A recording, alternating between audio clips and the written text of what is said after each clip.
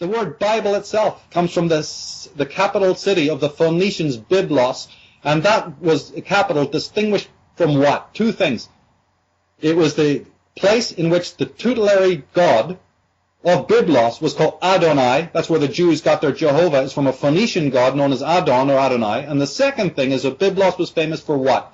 The receiving of the papyrus plants, wood, the books, the parchment that came from the Byblos refers to the papyrus plants that grow along the riverbanks. And Byblos is where all the cedar trees and the papyrus was brought to make paper. So the very word Bible, which implies book of paper, book of writings, is named after the capital city, not of the Jews, but of an ancient people called the Phoenicians or Arcadians, who were a stellar cult. One doesn't even have to go further than the names of the chapters of the Bibles, the prime characters that you're mentioning, the Matthew, Mark, Luke, and John's, as I've done in my Astro-theology book, and even the name Testament. Where does that word come from? What does it mean? Why has it got testes in the? What is the connection? Man's test? Yeah. Yeah, like Jordan Maxwell's pointed, the seminaries have semen, and you can go on down that ad infinitum, the whole phallic symbolism that crops up in the Pope's regalia and the mushrooms and the whole 9 yards of it. It's just unbelievable. Just the names, just the very names of the countries, just the names of their deities, like Bel and Danu and Anna and the word Pharaoh. Where does that come from? You know, I mean, did you know that the Egyptians never used the word Pharaoh? They used the word Sera, S-E-R-A, or Z-E-R-A, Zera, which is then becomes Surya or sire. And well, it makes sense, doesn't it? If you call an elevated man Pharaoh, and today in the West we call an elevated man Sir or Sire, the word is the same because Sire or Sira comes from the actual word the Egyptians used. Pharaoh was only an external word used by, I think, the Greeks or somebody to distinguish the kings of Egypt. They themselves used the word Sira. The Queen of England today, you don't get the butler walking up and saying, yes, Queen, yes, King, it's Ma'am or something else, isn't it? That's right. And these words, Mr., all of these words, stir, the stir part is a relation to the star, Astra. You have this queen is from the word root quin, like quin, and then you have Gwen or Guinevere. Guinevere means nothing more than white queen. And the white queen was Isis or the moon. So even Guinevere and Arthur, you see the same pattern of astrotheological symbolism remains all over the world. The sun and the moon. The king wears red, the woman wears white at their coronation. They have two thrones. Everything represents the coming together or the biunity of the celestial. Red and white, sun and moon, right? Yeah. The fact that pupil, all the terms that we use for enlightenment and matriculation all come from this concept of measuring the stars. Getting a degree in university is because you were a master of astrology. That's how you got degrees, because the houses were the houses of trials. You have houses and fraternities in a school or a college. and anyone, nobody has to believe me. Go to your local colleges and look at the symbolism of the architecture. You said earlier on you've been studying that. And tell me if there's no star symbols and pyramids and everything else on the very symbolism of the great colleges of the world, and then come tell me astrotheology got nothing to do with it. To change tack, if you'll forgive me, I'll just change subject slightly. There's as I'm coming up with questions, I'm thinking, right, I'm going to be interviewing Michael Tsarion. I'll stick to his subjects, but there's something I would like to ask you myself. I went up to Glastonbury tour. Are you familiar with that, obviously? Yes. Yeah, and I felt, and I swear to God, I felt like an electrical surge on the hill. A similar experience from a friend of mine. He tells me where the Wright brothers flew to Virginia, the Wright brothers Memorial Monument has a hill where he had to sit down, or he felt he would have been pulled down the hill by this energy. And if you look at the monument in Virginia, it's actually an obelisk with the rays of the sun symbolism on it, and a lamp on the top, like an all-seeing eye. Yeah. Apparently it's on a ley line, and Glastonbury Tour is on a ley line. What could have been that electrical surge? I felt like I was going to be lifted off. I was meditating at the time. I don't meditate anymore. But a similar experience happened in a bath, actually. I had to get out because I thought I was having a shock soon after. Well, the whole Earth is a living thing, that's number one.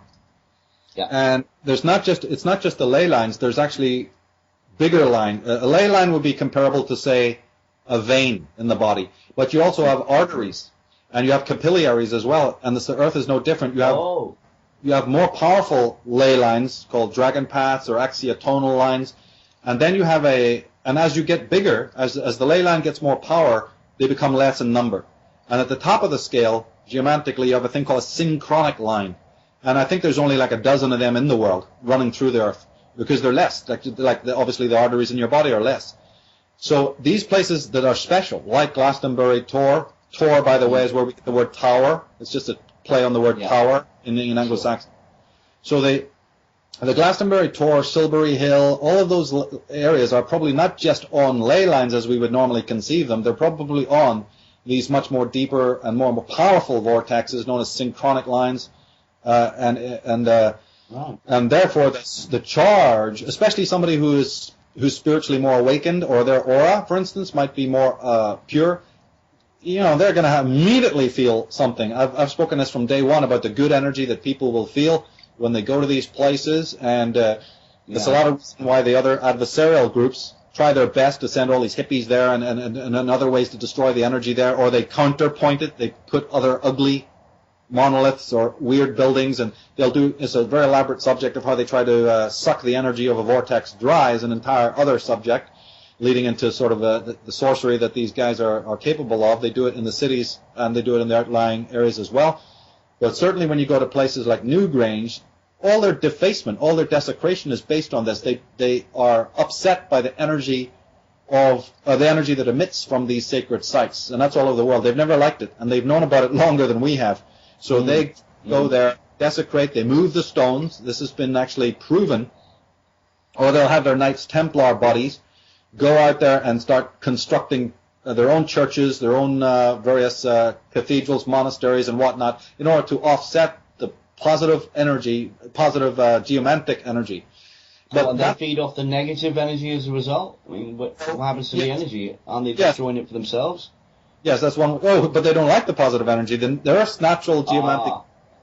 That's that old story about the vampire not liking the light. Well, you can use the same metaphor to say these earthly vampires don't like the electromagnetic energy of the places where for thousands and thousands of years the highest men of our world gathered, and women, to meditate, to bring spiritual energy, heal the earth. Well, these dark forces that are few, but they are up to speed on this like you cannot believe. That's why they only use certain meridians of the earth, like the 33rd meridian of the earth, to put their banks, to put their stately homes.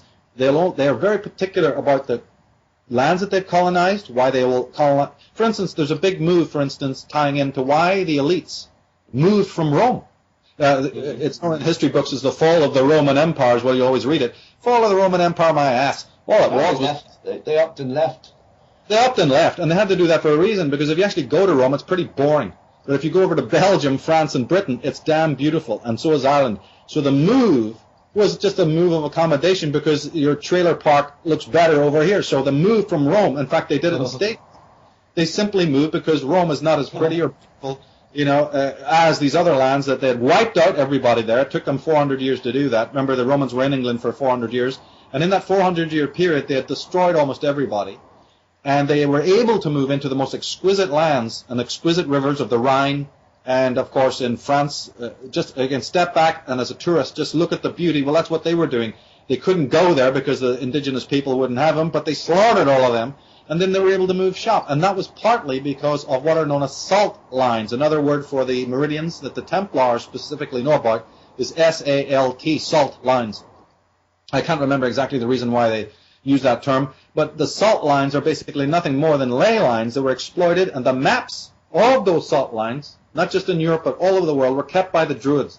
And so when the Templars and their predecessors, who I refer to as the Atnists, when they came into Ireland and destroyed the druids, they took the knowledge that was in written form. Don't let them fool you saying that the druids never wrote anything down. That's a load of bogus nonsense to hide the fact that they wrote it down, but you destroyed it, right? Yeah, exactly. So then they took it, opened these institutions, studied all of this stuff, and that is why to this day, all the houses of all the leading Norman Templars, Merovingian dynasty people, and that includes the British royal families, whether it's in Ireland or it is in England or Scotland, just by accident happen to be on the exact junctions of those salt lines. Now, the probability of just by pure fluke that the richest Merovingian Templar families of the world just happened to put not only their own stately homes, but their monasteries, churches, and whatever else, and even the cities for that matter, just happened to be on exactly the vertices of the ley lines that they refer to as the salt line, is no coincidence. And the book that's written by Stephen Knight on that, I have a page on that very book. I think the book is called the Knights Templar Revealed. So if people go to Amazon, look up Knights Templar Revealed. He is the expert on that particular scenario. And when you link it to what I'm talking about, my work, then you have the whole picture of how these salt lines, ley lines work, and the knowledge. And you see, what I'm trying to really emphasize here is that in the life of the Templars, there simply wasn't enough time for them to know about the salt lines. They had to have it from an earlier source. They couldn't have picked up this precise information just in the time of their existence. It's just not possible. It has to be an antique knowledge that came from thousands and thousands of years of research before their period that then they appropriated, plagiarized, and then used to their own benefit. I presume it's the way the elite somehow incorporate this energy, and that's how they've managed to. It's always been a puzzle to me how they've managed to hang on to their power through 4,000 years, and perhaps these salt lines have something to do with that. Well, coming back to what we started talking about in this aspect, is that I discovered this first in Belfast because I would go to places that had a monument or some sort of weird, it's a long story, but all of us say, let's just take Belfast for an example.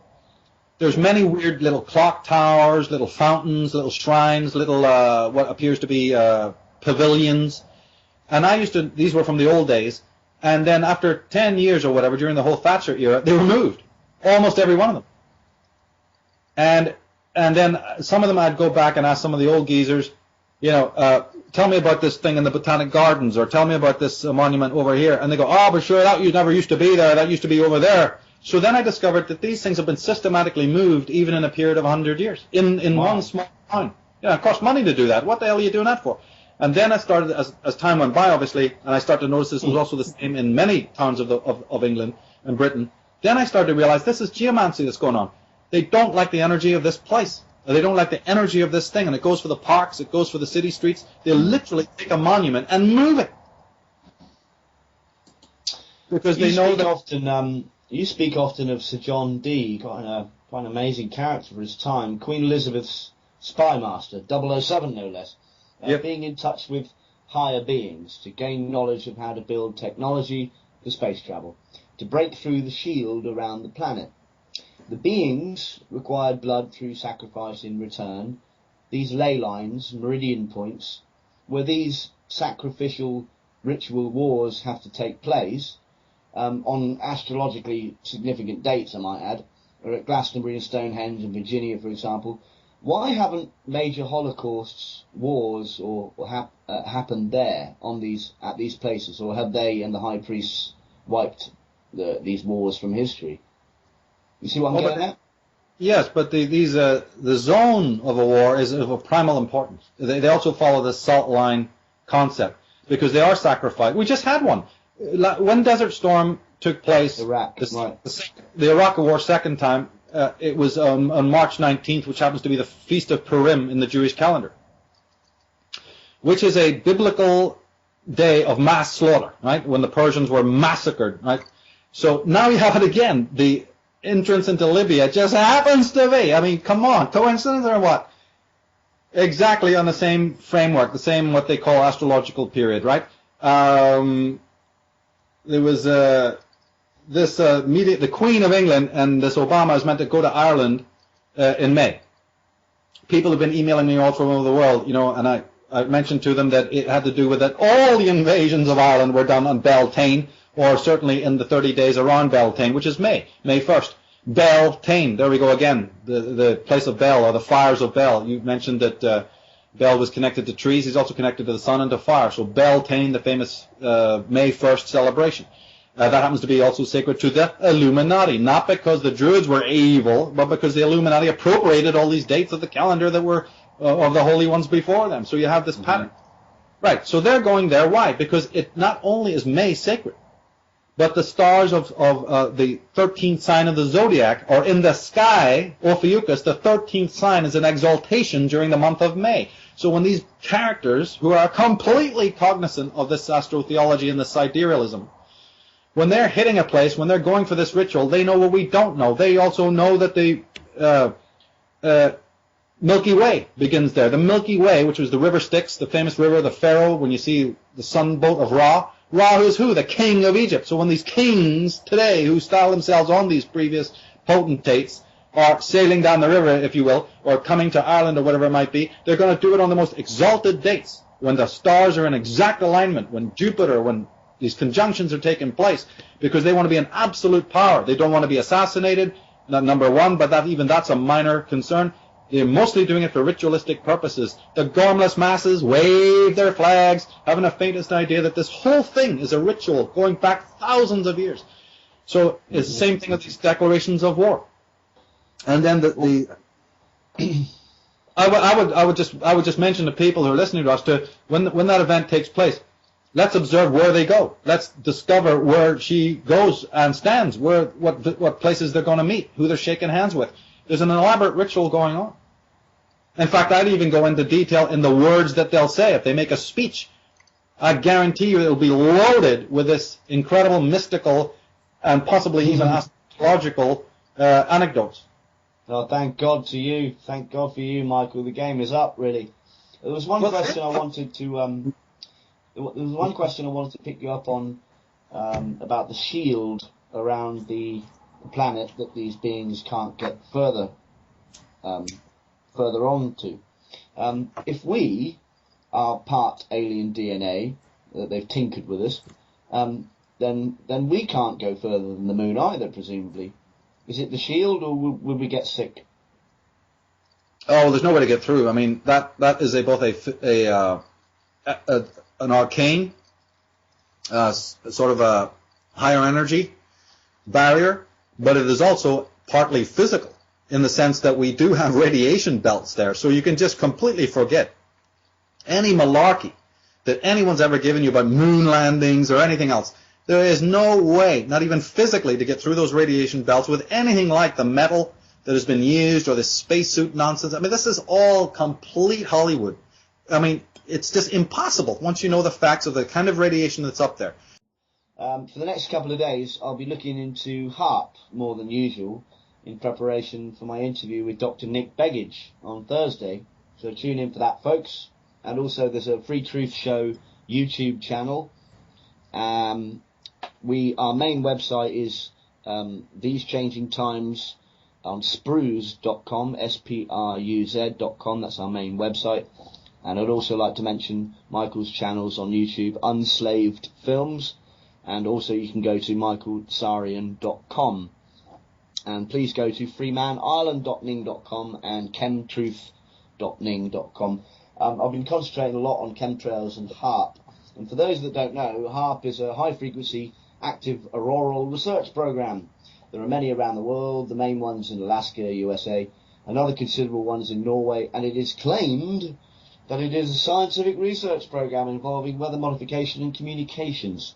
But it is clear it is altering the weather by combining the heavily laden aluminium oxide, heavy metals, in the chemtrails, and also produces large pulses that affect people's mental health, i.e. mind control. Now, Michael, obviously I'd heard you speak of races trying to get off this planet and can't because there's a shield around it. You make the connection that HAARP is being used to break through this planetary barrier. Do you think that's one of the main reasons for chemtrails too, as they are altering the ionosphere? I don't know. I'm not an expert on chemtrails. I'm still studying that myself. I wouldn't be in the least bit surprised. But I will say that if people go to my forum and go to the Atlantis page, the last post that I put up there is that they're doing it again. They have the X-37 craft up there right now, and so it's completely meant to be, a hush-hush spacecraft that is up there, and it was blown because an individual spotted it, an astronomer in South Africa spotted it. I got the post there, and it says that this vehicle is up there. In their own words, it says is being used to test out new spacecraft technologies. So this is another one that they keep going up there trying to shoot down or shoot a hole through this. And HAARP is their most successful if you want to use that term, or at least it's their most contemporary activity to try and blow a hole through this barrier, which has been there for thousands of years.